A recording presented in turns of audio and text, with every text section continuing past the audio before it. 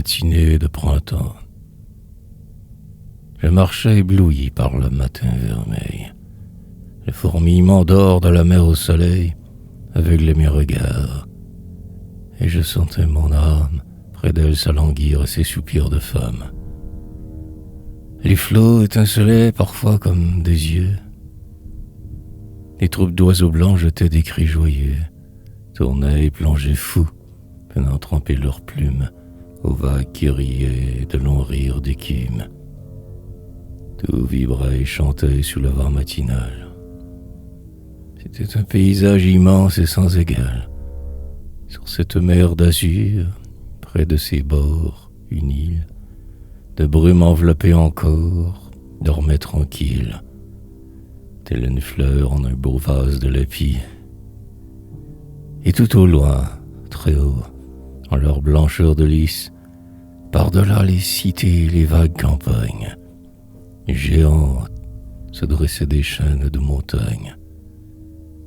Leur neige, en un ciel doux comme le satin, mêlait leur candeur vierge à celle du matin, et des pêchers piquaient le ciel de leurs fleurs roses.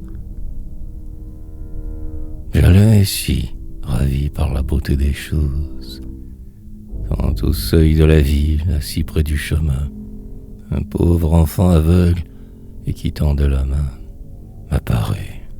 Oh, si maigre et pâle, si sordide, et morne avec ses yeux dont l'orbite était vide. Et ses yeux cependant se tournaient vers le ciel, indifférents et d'un éclat surnaturel.